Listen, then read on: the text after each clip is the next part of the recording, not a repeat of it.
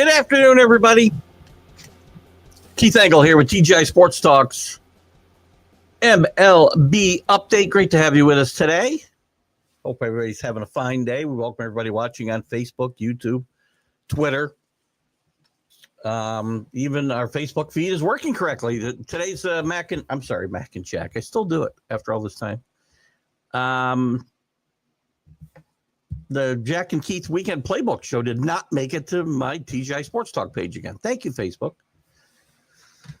In any event, thank you to all the groups that allow us to share, including the ones that are always scrolling at the bottom of every show. John Gonzalez at the Sports Authorities. Greg Rawlings at America's Pastime, the love for baseball. Flo and a gang over at Bottom Line Sports. Flo will be home soon. He's been deployed, and we wish him a safe return home. Let's Talk Sports, where Flo and a gang do their podcasting. Ken Krause at Golf Bud Sports of All Sorts, and everybody else, all the myriad of groups that allow me to share when Facebook is allowing me to do so. All of you, between the live views and the people that participate live and the groups afterwards, allow us to we're up over 40,000 views a month, guys. I can't thank you enough.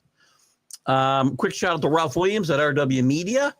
Ralph is doing some great stuff out of Ocean City, Maryland now. Still got a Pittsburgh focus, but a national footprint. Specifically, he and Smoking Jim Frazier do the Sports Corner every Tuesday from 4 to 6 p.m. Eastern, where we've been a guest many times. Again, check out this morning's Jack and Keith's Weekend Playbook. If you did not, we talked about last night's Eagle game and did our divisional and conference champion picks this morning. We'll do some more of that Sunday on the big football show. Keep in mind, too, guys, that Sunday Stream of Consciousness will now be at 9 p.m. Eastern on Sunday mornings. That's 9 a.m. I think I just said 9 p.m. 9 a.m. Eastern on Sunday mornings to accommodate staying an hour on the big football show. Today, we're going to get into a bunch of stuff. Who's hot? Who's not? Yankees are hot. Giants are hot. Rangers were hot. Now they're not. It's a story of their year. Red Sox hot. Tigers are not. Reds are not. Padres are not. Weird stuff going on in the Yankees are playing good baseball. In a stretch, they just started a 3-game stretch here against 12 games against probable playoff opponents or people that will battling in the opponents. In the battling for playoff position, if you will. They took 2 out of 3 from the Astros, a good way to start that. Big 3-game series against the Blue Jays this weekend. Weird stuff going on. The Framber Valdez thing, which I want to get into. Trammell's bat last night. Boone getting tossed again. Just weird stuff going on in that series. The Mets will have another one of their young prospects pitch this weekend. Of course, I cannot read his name. I wrote it down, and now I can't read his damn name. I think it's Spork. Spork sounds funny, right? And Senga gets sent down today, by the way.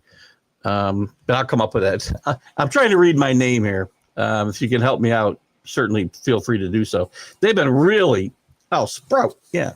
They've been really picked up by Tong and McLean. Going to be interesting in what they do. Should they make the playoffs? How they do this staff. Senga's been a nightmare since he got hurt shortly after the All-Star break. He was off to a great start. They had to get his approval to send him down, and apparently he gave that approval today. Still eligible for postseason play. We'll see how that works out for them. And then whatever else you want to chat about. Some teams, listen, the American League wildcard race is real. First of all, the American League East has tightened up. The Yankees start that 3-game series with the Blue Jays just 3 games back. So that's a good sign for them. It may be able to get into it. Tightening up their wild card positioning. But the wild card is getting tighter at the same time because the Rangers got hot, got to within a game and a half. They're still there. They've lost 2 in a row after going 7 out of 8, I think. But they're a game and a half behind the Mariners. The Yankees now have that first wild card spot, half game lead over the Red Sox. But the Royals are back in it, 2 games back. The Rays suddenly are back in it, playing pretty good baseball. The Guardians have gotten back in it. The Rays have won 7 in a row, by the way. The National League, the Giants have jumped back in it. Cubs still with a pretty commanding lead. The Padres, who looked like they were playoff bound for sure, have just gone in the tank in the last 10 games, winning only 2. I mean, the Reds are making up ground, going 3-7. Jeez. So they're only 5 back. And the Giants, who were counted out as dead, are only 4 back. Not a lot of games left, guys. We're down to, 23 games, it looks like, right? If I do my math right. So 4 games and 5-game leads with 23 is a lot. The 2-game leads, not so much. Although the further back you are in a pecking order, the more teams you got to pass. So it's a lot to get into. Hello, Rick Sherlock. Good to have you with us this afternoon. Small crowd so far, but it's a beautiful day. I'm sure at 10 minutes at 4, we'll have 20 people here. There's Drew. Good afternoon, Drew. Good to have you with us as well. Drew and I had a nice lunch yesterday. I tell you, and Rick, yes. What was I going to say? Met Drew for a nice lunch and a couple of beers at Peddlers yesterday. Had fun. Didn't get to chat about. I wanted to, it's funny, and I guess probably because I knew I was going to get into it today, so I didn't want to get it too much. The whole Framber Valdez thing. I'm going to tell you, I think I can make an argument both ways that he intentionally crossed up his catcher so he could nail him in the sternum, or he's just a freaking airhead who doesn't pay attention. He doesn't call his own pitches, so he doesn't have the mechanism, whatever the hell is they wear in their glove. So the catcher's calling the pitches with this, again, nonsensical technology we have to use so we can't steal signs, because God forbid anybody should ever steal a sign again.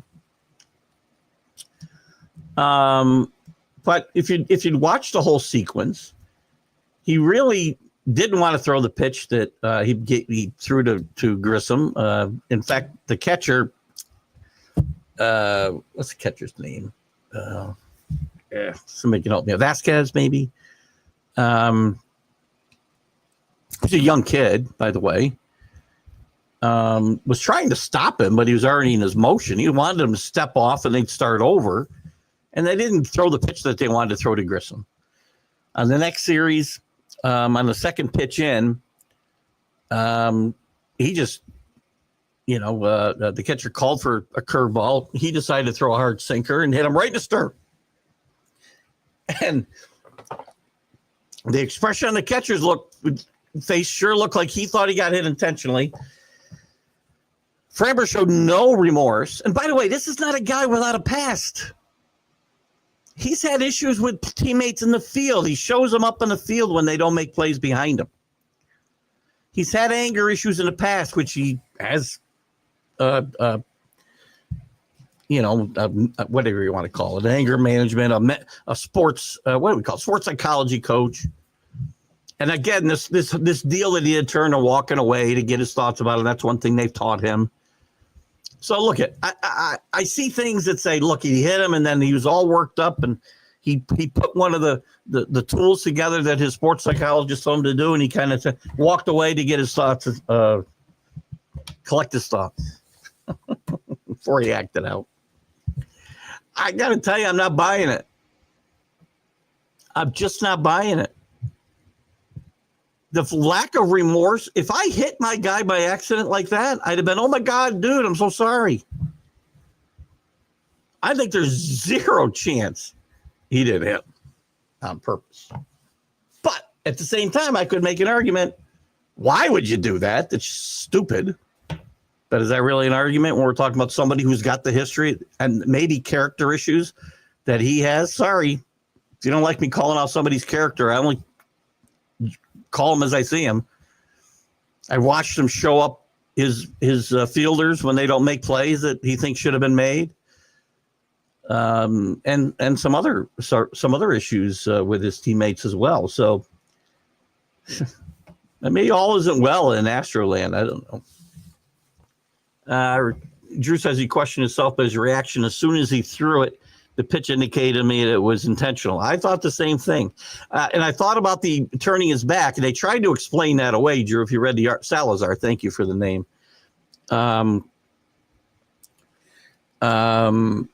They tried to explain him turning and walking away. The smirk is what kind of gives it away.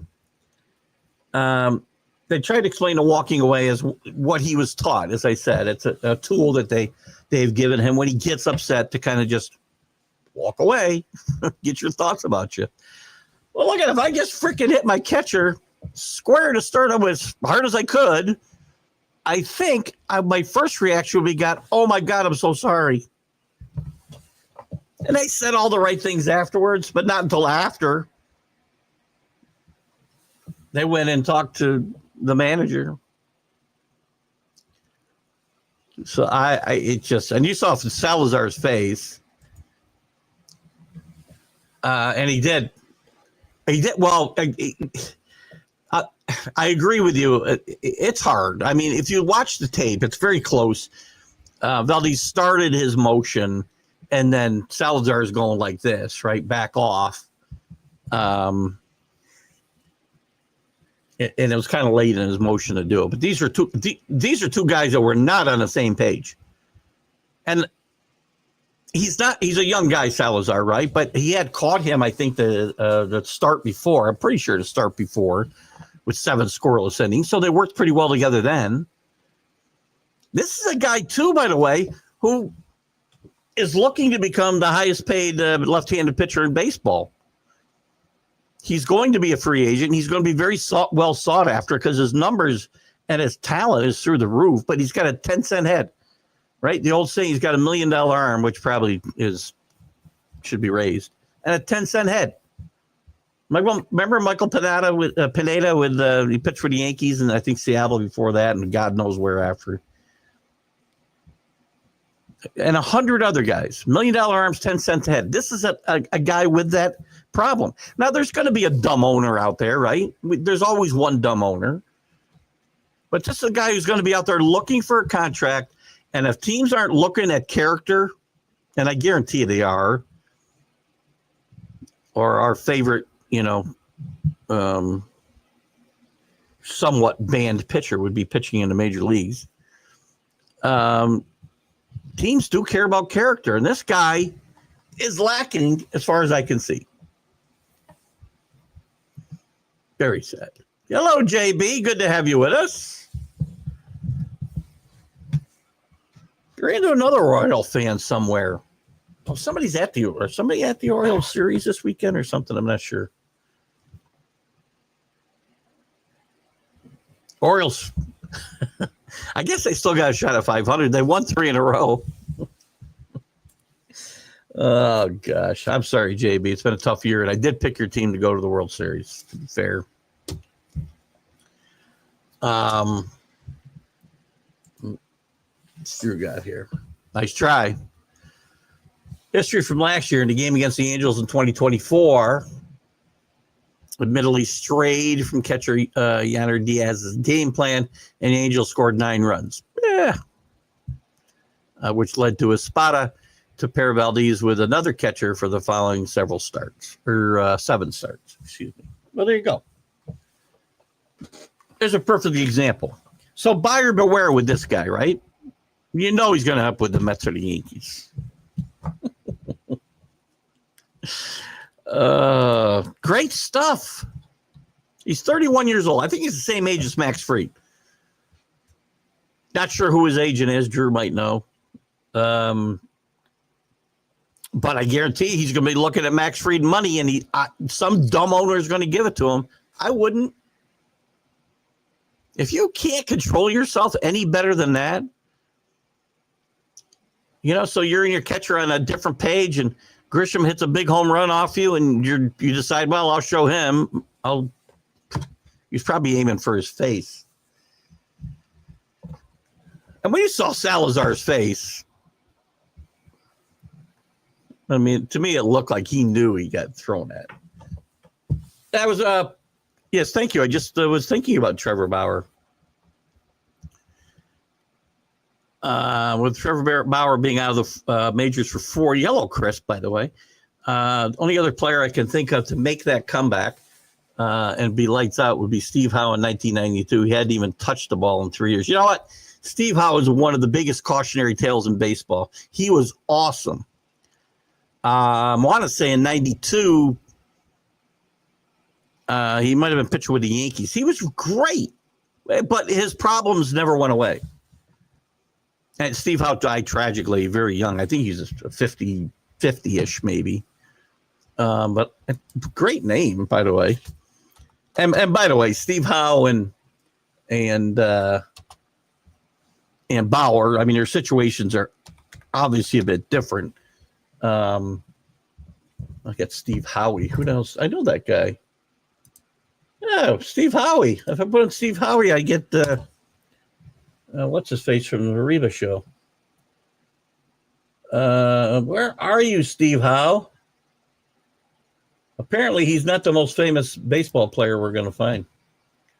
He lived. He was 40. Jesus, he was only 48 years old when he died. I think he died in a car accident. But just horrible substance abuse issues his entire career. There was a phenom with the Dodgers at just 22 years old. 92, he did pitch with the Yankees, as I mentioned, what Chris was alluding to. Good stuff. 3 guys. So it's interesting. This whole conversation is very interesting to me because there's 3 guys we talked about that were great talents.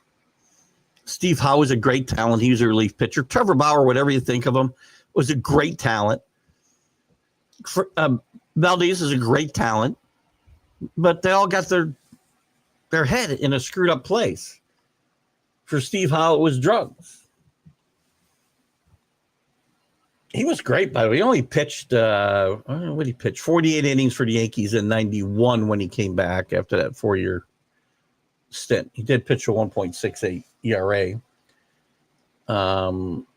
But he had another great year the year after that. Not such a great year following it, but he had several, relapses and was out of baseball by 96. He was 38 years old, though. A guy who should have had a 16 or 17-year career really only pitches what? When you look at it, I don't know. I can't count that year. I can't count that year. I can't count that year. He pitched 19 games. He pitched a total of 33 games after missing 2 years after leaving the Dodgers and coming back to the Dodgers. Pretty sad. Valdez agent is sent. Okay. He's not named Boros, so that's a good thing, I guess. Actually, that's who it comes up first. True. When you first put in Steve Howe, you do get the Yes guitarist. So you have to go down a couple of spots to get the Steve Howe. I think probably the guitarist for the Yes is the Steve Howe, but talented pitcher, man. He was so good. What do we think about the Mets, too, by the way? Sending Senga down, I don't think they had much of a choice. They're bringing up their 3rd prospect to pitch in the last 3-4 weeks, right? And McLean has pitched lights out. Tong pitched really well his first time out. It's going to be interesting to see what the Mets do in the playoffs. They got to get there first, right? They're going to get there. But, I mean, Peterson's been their best pitcher. He made the all-star team. Manaea has been up and down. McLean has got to get a start, but you're going to pitch 4 guys. So I would think that it's going to be Peterson, Mania, McLean, and Holmes. What a difference from last year, right? When Senga, who was hurt all year, I mean, they thought highly enough at him that he hadn't pitched. If I'm not mistaken, correct me if I'm wrong, he did not pitch an inning. I don't know, from May on, and started in the playoffs. Didn't pitch long; they only pitched him an inning. But now he's in the minors. He'll come back, but there's no way they can give him take a chance on him in that rotation. And if he can't pitch out of the bullpen, he won't be on this roster at all. What's the kid's name that's pitching? The heck is this kid's name that's pitching on Sunday? God, I wrote it down. Did I say it right? Is it Sprout? Basically. Interesting, though. So the Mets, maybe these kids, I think, have brought a little bit of energy. They've pitched well, and maybe that's what they should really look to do in the postseason. By the way, another interesting story from the last couple of days, Mason Miller pitched an immaculate inning, the second in San Diego history and only the 116th in baseball history. I think we've talked about the immaculate inning here. I think that might be more rare than the no-hitter. I'm curious. No-hitters. Oh, shit. Excuse me. MLB no-hitters. How many? Can you please? That's not what I asked. You know, even Google hates me now. We got some birthdays coming up. We'll get to that. Let's get to the birthdays. Then we can talk about immaculate innings. We'll look at the standings. We'll look at today's, this weekend's matchups. We only got a few more weekends left, guys. 29 games. Great time of year, though, isn't it? Major League Baseball pennant races. The NFL's back last night. College football hitting. Well, this week 2 is not quite as good as week 1, but I haven't been so good lately. Logan Allen. I know where he is, and I cannot think of it for the life of me at this moment. I'm going to say outfielder, Nationals. I know I'm wrong. Stephen Kwan, we know from the team formerly known as the Indians, of course. Jaron Duran, who's put up with some abuse this year. Chris Young, not sure which Chris Young we got.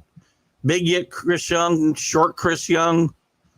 Rod Barajos was a very good defensive catcher in his day. Randy Choate, lefty.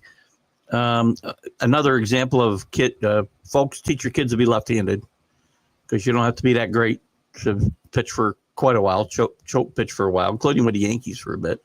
Jeff Brantley, relief pitcher with several teams, Reds, Giants, and some others. Candy Maldonado, one of the great names, came up with the Dodgers, played with the Giants, played with the Blue Jays.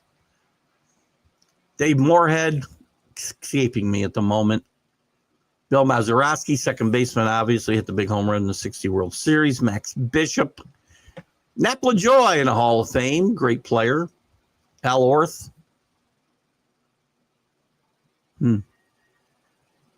Escaping me as well. Listen, I got one of the household names last week. See if I can get one this week. I don't think so. Ray Goolsby, Bad News Hall. Bingo DeMoss. Was that the guy that oh,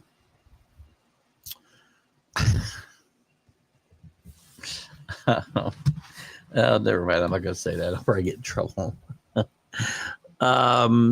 Admiral Walker and Gene Vada Benacore. Yonder Valdez is finally back and seems to be healthy. That will be helpful to just late season run. Ohtani hit his 100th home run, by the way, with the Dodgers. You know, and the headline, this is what kills me, man. The headline on ESPN was hardest ball he's ever hit. I mean, if that doesn't sum up.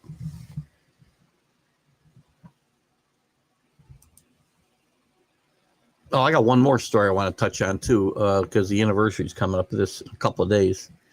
How does that not sum up baseball? Did anybody ever say, oh, Henry Aaron just broke Babe Ruth with the hardest ball he's ever hit? I mean, just our preoccupation with launch angles and exit velocities, that's all I hear about. Watching the Yankees, and I just can't deal with Michael Kay anymore. Please, somebody, can we bring my boy Bobby Mercer back? Can we have a seance? Kay, if you're watching, I don't mean any disrespect. I loved your husband in my living room, basically, from the time I was able to start watching baseball as a player. Left for a few years, exiled for a few years, I should say. Comes back, and he's in my living room every day as an announcer, and it's such a soothing presence. It's like just sitting there talking baseball with your brother or your best friend. Now I got to listen to these guys, and I can't. And he's really, I swear, he's brought Cone down with him. He's brought everybody down with him. All we talk about is exit velocities and the catcher's freaking signaling devices and oh God. Anyway, Nolan Ryan had an immaculate inning until he faced Carlos at an exhibition game. Carlos actually had the immaculate night probably against him. If you're out there, Carlos, we're only kidding you, sort of. He probably went 5 for 5 with 5 home runs in an exhibition game against the Express. Logan Allen's a starter for the Guardians. That was close. Which Chris Young we got? Was the outfielder with the D-backs mostly? Okay. I do remember him. He's short Chris Young to me. Oh, you know what? As soon as I saw that, now I remember the name. He was on I think he was on the 67. I think he was on the 67 Impossible Dream Team, if I'm not mistaken. Help me out, Drew. I think I'm right. I did catch that now. As you say it, it comes back. See, I tell my wife all the time, the information's still all in my head. I haven't forgotten anything. I just can't, pull the file.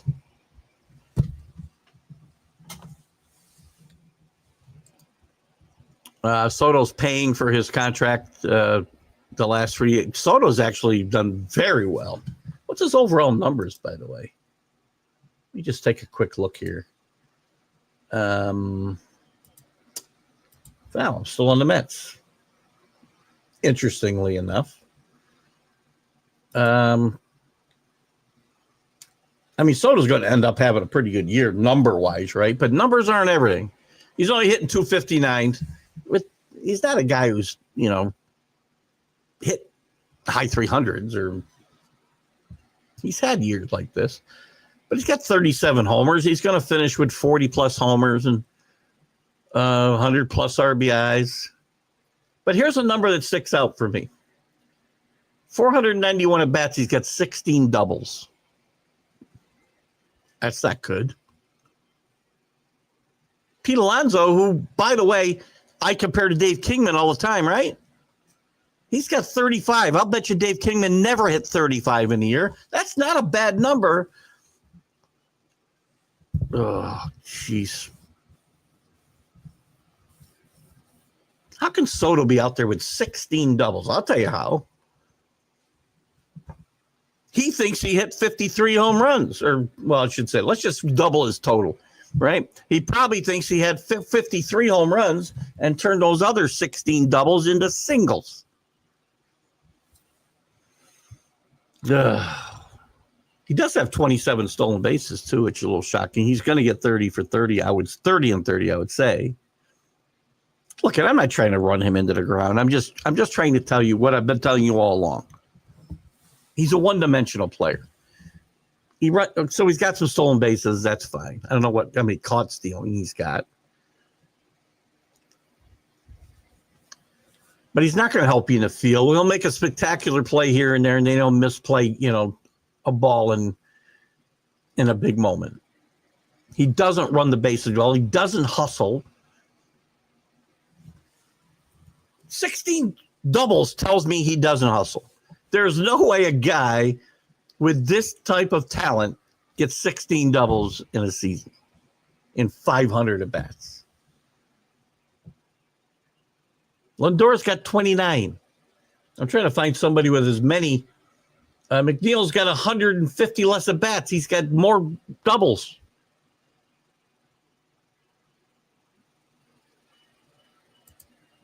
Tyrone Taylor, who can't hit, has 17. He's only got 65 hits. That's on his team. Only 3 caught stealing. Now, so that's pretty good. I'll give him credit for that. He's picking the spots well, or the coaches are picking the spots well for him. But he has proved he's there for his bat, so that's what he's done well. Brett Baty, by the way, has played well. I think the Mets have gotten some surprising production. I think Vientos got it together a little bit late, but I think he's not going to have a great year number-wise, but he's gotten it together. Baty's gotten it together for him a little bit.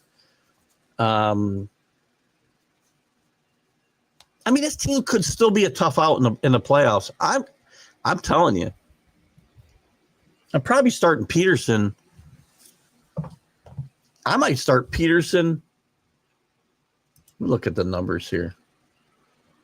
And again, they're going to play in wild card series, right? So it's only going to be 3 starters most likely. So it's probably going to be Peterson and Holmes. But I might start one of the kids in game 3 and not Manaea. Got a 5.60 ERA. Am I looking at the right guy? That might be Frankie Montas. No, he's almost as bad as Montas. I don't know. I'm thinking I might just do that. That's just me. What else we want to talk about here? We talked about the Yankees. Let's look at the standings a bit. In the American League, we do have a race suddenly. The Blue Jays will visit Yankee Stadium for 3 big games. The Yankees are just 3 games back after winning 8 of their last 10. 2 out of 3 against the Astros, as I mentioned. Well done. And the Red Sox are right behind them, 3.5 back. They too have been hot, 7-3. The Rays have been on fire, 7 in a row. We counted them out. And then the Red Sox, of course. The Tigers, man, something's missing here. No pitching after Skubal. It's a great base running team, but they don't steal bases, and they haven't pitched as well. And the Royals are hot. They're not going to catch them. I said this to Brian Arts the other day, who's not with us here today commenting, but I wonder if the big lead that this team had gotten off to was detrimental to them. Some teams don't play well out in front. The Guardians they pulled within. They haven't played great baseball recently. Twins are out of it. White Sox out of it. Astros with a 3.5 game lead over the Mariners. The Mariners trying to hang on. They're not playing well. The Rangers, as I said, had won 7 out of 8. Now they've lost 2 in a row. I haven't seen a team as up and down as the Rangers in a while. And this is a team that you'd have to watch if they find a way to sneak into the playoffs and then they get one of those 2-week stretches. They might win it all again. I don't think so. I don't think they're making the playoffs. Angels and A's are out of it. What's your got here? Comments on Boone's checking Trammell's bat. Well, he didn't just check it. The league office has got it. Not sure. Bat looked funny to me. We'll find out. I mean, look, I'm not sure what they're checking it for. Super Bowls in it, corks. I'm not even sure all that stuff works, quite frankly. I remember Greg Nettles one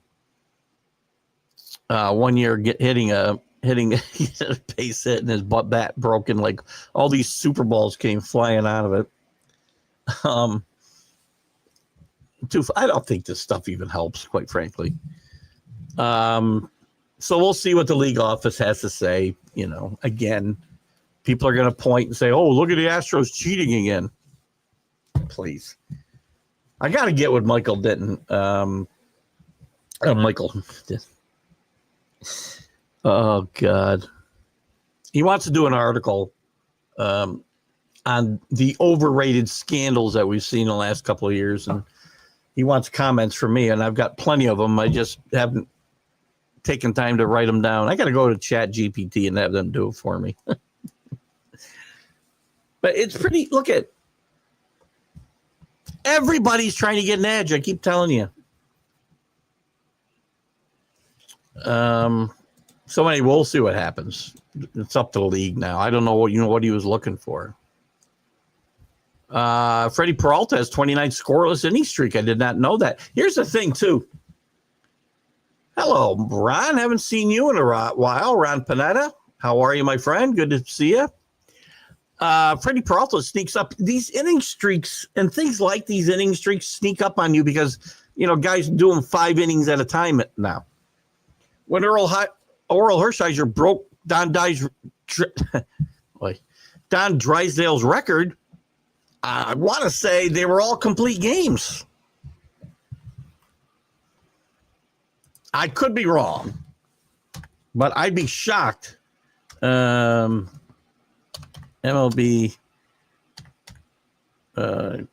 consecutive, and I'm sure Drysdale pitched all complete games when he had it. Scoreless. I'm trying to type and talk. Not going to work. This is no way this is going to come up. There it is. I got it. He's at 59. He broke Drysdale's record of 58. I was hoping I could find if they show his. Let's see if they show it here. There's the guys with the longest streaks, but they don't give the games. I would bet anything. Almost all. Ron's with me. Ron, I don't know if you meant on the show or with me that about overrated scandals. I don't know. But it's good to have you with you. I haven't seen you in a bit. Good to have you with us as always. Please like and share the page, guys. Like and share the broadcast if you would. Always looking to drive new people to the site. We're kind of stuck around 2.4 or 2,400. And I did promise or did say I was going to start concentrating on YouTube a little bit. That doesn't mean I'm going to be at the detriment of this. Good topic. I don't know. We've had several topics today, Ron. The overrated scandals, definitely. Framber Valdez, definitely. Where was I? I was back on the Major League. I was back on the and if any comments you have, Ron, about what we talked about, feel free to add. The National League, and I haven't got to the wild card yet. The Phillies are pulling away from the Mets. They should be okay to win this. 6 games up, but the Mets still have a 95% chance of making the playoffs. The Marlins, Braves, Nationals, all out of it, playing out the string. The Brewers, again, have been a bit disinterested since their long winning streak, but they still lead the Cubs by 5.5. The Cubs were up 6-0 this afternoon, the last I saw that score. They're up 8-2 right now over the Nationals, so to give you an update there. Reds still trying. Listen, somehow the Reds are making up ground without winning games. They're 3-7 their last 10. They lost 2 in a row, but they're only 4 back. I believe 4 back. No, 5 back they are. The Giants have pulled to within 5. Cardinals, I believe, are out of it. Obviously, the Pirates have. The Padres have gone in the tank, but the Dodgers haven't been able to take advantage of it. I'm worried about the Dodgers come playoff time. I really wasn't until now, but I am. I mean, not worried in the sense that I care if they win or not, but they've lost 3 in a row. The Padres have lost 4 in a row and 2 out of 8 of their last 10, but they're still only 2 games out of first. And the Giants are 7 back, but creeped within 4 games in a wild card with a 4-game winning streak and 9 out of 10 themselves. Good job. Diamondbacks a little bit streaky, but really nothing to talk about. And the disappointing Rockies not breaking the loss record. Very disappointing. I see Ron's got some trivia. We love some trivia here. Who holds a record for hit by pitch in one season? Ron Hunt, 50-some. 51? 52, something like that. I think I'm right. I didn't need a hint either. Ron Hunt was an interesting player. Played for a long time. Played with the Mets. Played with the Expos. I think he played with the Dodgers. He got hit a lot. Him and Don Baylor are 2 guys that I remember Ron getting hit a lot by pitches. Let's see. I think he got hit by like 200. I want to say Ron Hunt got hit by over 250 pitches in his career. Let's see how close I am. Hit by pitch. Where are you? Here we go. 13. 243. Pretty close on the career and the record. He led the league. 50. Damn. 50 that year with the Expos. Played with the Dodgers. I was right after the Mets. He was an original. Came in the Mets in their second year. But he played 4 years there, a year with the Dodgers. You know, he hit 10 home runs with the Mets his rookie year, but that was really only decent offensive year, other than getting hit by pitch. He led the league 1, 2, 3, 4, 5, 6, 7 times in a row. And the last I knew, he led the career hit by pitch, unless Don Baylor caught him. I'm not sure. So Don gives me the thumbs up, or Ron, excuse me. You're not Don, you're Ron. Yes, I had the Giants as my wild card pick here. Maybe they can make me look good. Playing rookie Drew Gilbert, acquiring Tyler Rogers from the Mets, who originally acquired him from the Astros, in the Verlander deal. By the way, Verlander got to 265 wins. I got another thing I want to talk about. I keep forgetting. Let me write this down. I'm going to forget. I don't have a pen with me. What the hell? I must be retired or something. There we go. Let me write this down so I don't forget. Ripken and I want to talk about Ripken and Verlander. Okay. He's hitting .526 the last 7 days, but impotent against lefties. That's, we don't know that. I mean, I don't think we need to bring his bedroom performance into this discussion. Kidding. You know what? My thoughts on the Blue Jays are, Ron. I'm a Yankee fan, of course, right? But I'm really scared of the Blue Jays. The Yankees have not played well against the Blue Jays all year. I like the way the Blue Jays play ball because they put pressure on teams. They put the ball in play more than, they don't give up outs as much as other teams. A lot of these games where the Yankees have struggled, they'll strike out 11 or 12 times a game, and the Blue Jays will strike out 5 or 6 times a game. Well, you take 7 or 8 or however many extra opportunities to put the ball in play and put some pressure on the defense, that helps. I don't like their bullpen. Hoffman is just terrible. And, you don't know what you're going to get any night. Their starters, not terrible. I like their offense. I like the way that their lineup works together. I like that, again, the fact that they put the ball in play and put pressure on defenses. I do not like their bullpen. That's what scares me. And it's a team, too, that has not performed in the postseason very well under current management, if you will. No pen. I did. I still have my calculator, and I found a pen. I don't know if I showed you guys. Here's my wife gave me this mug the day I retired. I showed it on the show the other night. Not my problem anymore. Retired 2025, and it also has a calendar, weekly schedule rather, as you can read Monday through Saturday. Do whatever the hell I want to do. That's my schedule now. We're happy about that. Harrison Bader. Listen, I like Harrison Bader.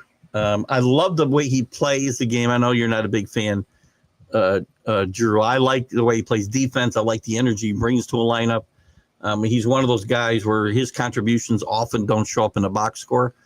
And I think he could help the Phillies in the postseason here a little bit. I have been saying the same thing. I have the same thing, but it's a baseball cap. I do have a baseball cap as well upstairs that my wife gave me. A little get together that we had the other day, and also one of my former employees gave me a hat similar to it as well. Ron retired the end of May. I am freshly retired the end of August and loving the last month. Oh, feels like it. It's awesome. This, it's the freedom that I've had. And I'm not just. It's funny. I have to. Drew and I were talking about this yesterday. You got to work into a new routine, right? But I'm not just sitting around here, man. I've gotten a bunch of stuff done that I haven't been able to get done. I actually went out and worked on my golf game, not on the golf course during a round of golf where I usually work on it. I go out and actually go to the practice range and chip and putt and do the things you do to get better at golf, which I used to be good at, and now I suck. You and me both, Ron. Same exact story, my friend. Bo Bichette should have an interesting free agent offseason given his bounce back. Big reason for the Jays contending 100%. Bo Bichette has bounced back and played very, very well with that team. I just like the lineup up and down. So I want to give out a couple things before we look at before I run out of time. We mentioned Verlander. He won his 265th game the other night, which you're not going to see a lot of. He's had a horrible year, but he pitched really well that night. He threw 121 pitches, too, at 42 years old. Maybe the 22-year-old guys could throw more than 50 or 70 pitches, too. I don't know. Just thinking out loud. And also, this is not to be taken lightly. The 7th of this month is the 30th anniversary of Cal Ripken breaking Lou Gehrig's consecutive game streak, 21-31. And, again, this record was important, but this record was even more important because of the timing of it. If you remember, 1994, no World Series. Baseball is on the brink. I'm telling you, people think that, the McGuire and Soto home run chase, and they're probably not wrong that baseball turned a blind eye to what was going on because of baseball being on the brink. Baseball is on the brink, and Cal Ripken, in my mind, well before the home run chase, saved baseball with this record. That night was like, to me, felt like a healing process with fans and baseball. And congratulations to him on that great record. Still, that's never going to be broken, and we know that. But that the 30th anniversary of that will be coming on Sunday. I didn't even change my calendar. It still says August. Done. Right here. Done. On the 29th. You joined pickleball? I might. I've thought about pickleball. I gotta lose a bit more weight first, but it's fun working on my golf game, working around the house. I noticed your banner. You retired. Keith Engle becomes one word. Is that where?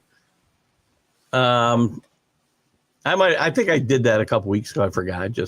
I don't know how to work the keyboard anymore. I just noticed your banner. You retired and Keith Engle becomes one word. It could be just Keith. I'm thinking about talking about starting to refer to myself in the third person. Expos fan. Great point.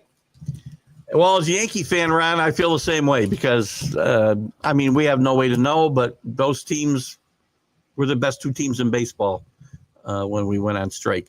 We missed a lot of things in '94. We don't, the World Series is one thing. The Expos likely, again, it's hard to say how things would have played out. But if this season plays out and the Expos go to a World Series, it's very possible that baseball's still in Montreal today. You would have got a real stadium. We lose out on the World Series. Tony Gwynn was chasing 400. Matt Williams was chasing 60 home runs without steroids. It was a lot. 94 hurt a lot as a baseball fan. And I promised myself that was it. We're coming up on a labor issue very quickly. We're hurtling towards another labor issue. I know. I'm sorry, Ron. We're hurtling towards another labor issue. We narrowly avoided one a couple of years ago, and then I don't know. I want to say 20 years ago. Well, at least 15, 18, maybe 20 years ago.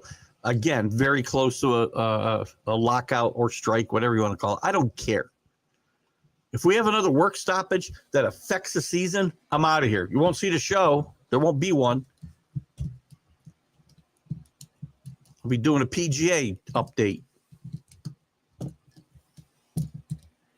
So owners, players, get your crap together. I ain't dealing with this stuff again. There's my friend, John Gonzalez. How are you, my friend? Sports authorities. John's been with us since day one. We love his support. Thank you, John. Thanks for popping in. We've been talking about lots of stuff. Yankees and Mets. Hurtling, hopefully. I'm in love with the word hurtling all of a sudden.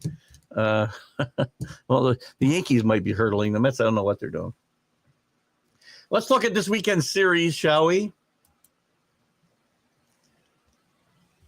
The MLB update for the schedule this weekend. 29 games roughly left.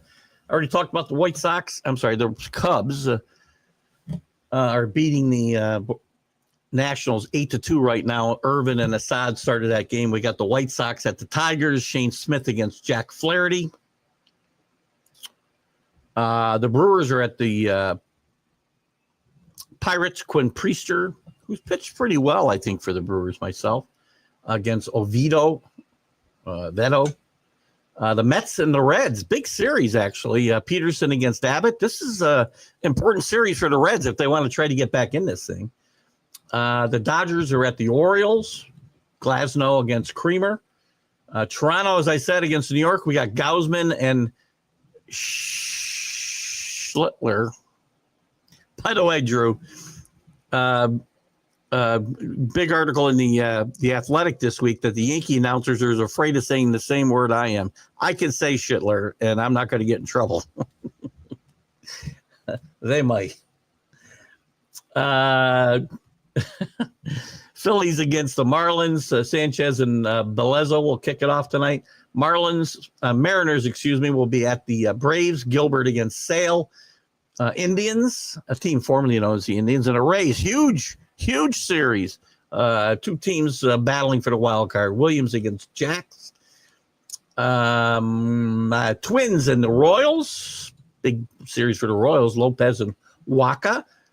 The Astros will play the Rangers. Another big series. The Rangers up and down. This team is on a big yo-yo as I've seen any team in my life. Our favorite pitcher undecided against Merrill Kelly in that one. The Red Hot Giants play the Cardinals. Seymour against McGreevy. Excuse me. Padres, as cold as the Giants are hot, play the disappointing Rockies. Disappointing in the sense that they're not breaking the loss record. Pavetta against Freeland. The A's against the Angels. That's the broken windshield matchup tonight. Mason Barnett against Jose Soriano. And Boston will play the Diamondbacks. Diamondbacks not quite out of it, but not good odds. Toll against Rodriguez. That's what we got. Gotta go. It's nice seeing you, Ron. Pop in. Don't be a stranger. Fantasy baseball, a lot of close matchups so far. Rick is 10-10. You're in 8-12, and I'm in at 8-10. Only 2 weeks before the playoffs. My season's over. I'm still managing my team, though. I'm doing the right thing. What else you got out there? Anything else, guys? Because we got some baseball. Listen, I love this time of year. I'll say it one more time. Major League Baseball, the best time of year is September. Even with all the wild cards and whatnot, I wish we were having great division races and not great wild cards to determine the 12th best team in the league. But we got the NFL is off to a great start. College football is off to a great start. But here we're worried about baseball. Sunday we're going to be talking a lot. Remember, we're back to 9 a.m. Eastern time start on Sunday. So we'll go probably to 10, about 10:45, maybe 11. I don't know. We'll see how it goes. Because I'm going to be back to rushing out the door right after that show. But we'll do that for sure. It'll be great to see which of the deadline trades actually pay off. Yes, it will. And we'll do a recap of our season. Drew, as I said, I got to go back and watch our previous show so I can write down my picks again. They never seem to last from April until October. They don't make it till June. I got all my football stuff from myself and Jack, and God knows if that'll be around come January or February. But we'll see. Good having you with us. I want to thank Drew for coming in. Obviously, Rick, Ron, John, everybody who posted. I think I might be having a stroke. Hold on. You get a glass of water. Drink of water. Everybody who commented and participated today, we love it. And we do these shows for you guys. We have lots of fun doing them. And we'll be back next week. I'll be on Sunday at 9 a.m. And I'll have some other announcements about some shows next week because I'm going away Wednesday to Friday. So we'll have a couple of announcements about some show times for next week. But I'll do that this weekend. So lots to talk about on Sunday. We'll see you then. See you Sunday, Drew. See you later. Everybody, have a great weekend. Keith Engle for TGI Sports Talks MLB Update. See you later.